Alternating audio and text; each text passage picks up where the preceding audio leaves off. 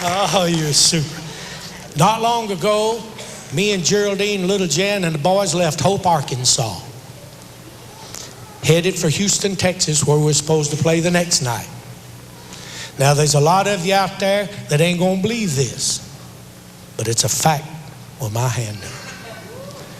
I got folks that still come up and say, I don't believe that snake story. I don't believe that Volkswagen story.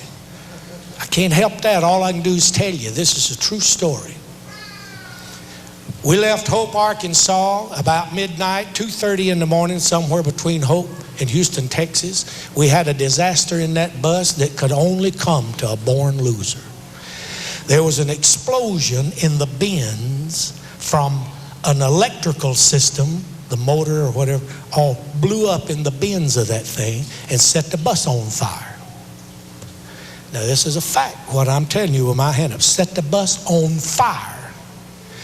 The awfulest noise I have ever heard in my life. And of course, Ricky was driving, and it seemed like a day before he could get that thing off the road and over on the shoulder. I was absolutely out of my mind. Instantly, we started to smell the smoke from all the electrical wiring start burning. We stopped the truck of the bus. I started screaming for everybody, get off, get off, get off. And it's just stampeding down the aisles. Everybody was trying to get off of that bus. I was looking for it to blow up any minute. Everybody bailed off. The boys jerked on gloves and just started jerking equipment out of those bins and jerking the wires out with those red hot wires out of that bin. Smoke was billowing up. It was the most horrible looking thing I've ever seen in my life. I just knew any minute it was going to go. And then I looked around and I realized Geraldine wasn't there. Geraldine's always a little late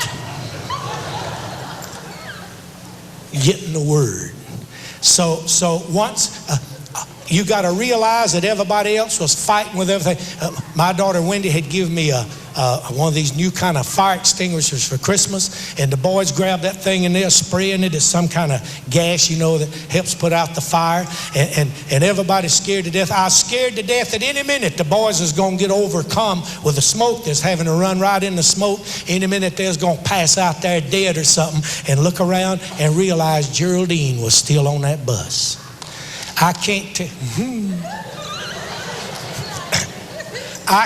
tell you what that done to me.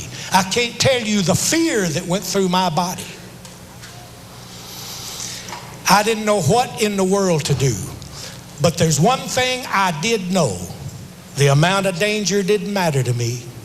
It didn't matter how dangerous it was. It didn't matter to me that bus is about to blow up. Nothing mattered to me except Geraldine. I'll tell you, I've dedicated my life to taking care of these girls, and there ain't no danger too great for me whenever they're in danger. So I told little Jan, get on there and get her.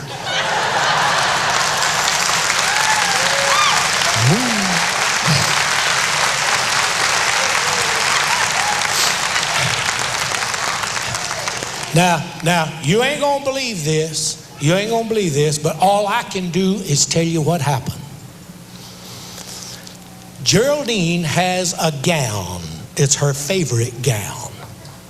It's the gown that she wears more than any other gown, and if there's doubt about it, I can show you the gown. Her aunt made it for a birthday present. And it was kind of a joke.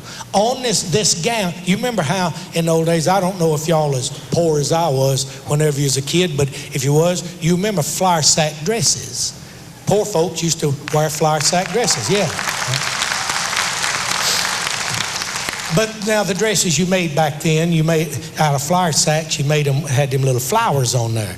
They're fixed that way where you could do that after you eat up all the flour. Geraldine's aunt made her a flour sack gown, only she used two great big old flour sacks from Martha White self-rising flour. She used two big old sacks, put them together, got the big old flour sack on one side, on the other. That's Geraldine's favorite gown. She happened to have that thing on that night.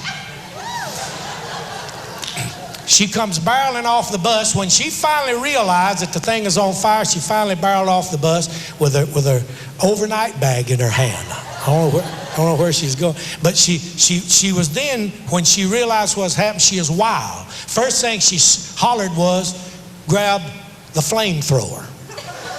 I said, Geraldine, the bus is already on fire. We don't need that. Of course, I knew what she meant. But Geraldine was out of it. We had that CB radio going as loud as it go, hoping that some of them truck drivers is going to see our dilemma and stop and maybe furnish us with another fire extinguisher. And we had that thing going full blast. I was standing right there by the door telling these boys what to do. Well, my hand up, this is the truth. You don't have to believe it if you don't want to. Tractor trailer comes by. Fellow on the tractor trailer, he's talking to his buddy back down behind him somewhere down the road. So he said, hey, Tupelo. Said, this is Bubba. He said, fact what I'm telling you. He said, Tupelo, he said, I'm up here about the 113-mile marker. And he said, you want to kind of ease up here when you get up this far. He said, there's a big old bus up here, look like it's on fire. He said, now the bus is pulled off, so it ain't in the way, don't worry about it. But he said, Tupelo, he said, just beyond that bus.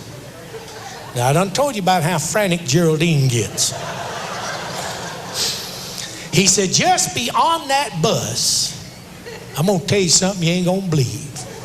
He said, there's a great big old sack of Martha White self-rising flour going up that highway, carrying an overnight bag.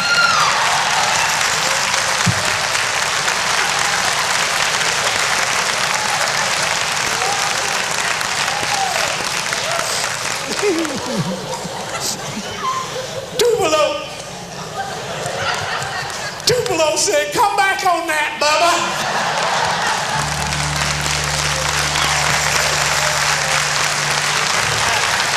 We'd like to do a song that's been mighty good for us. And the night almost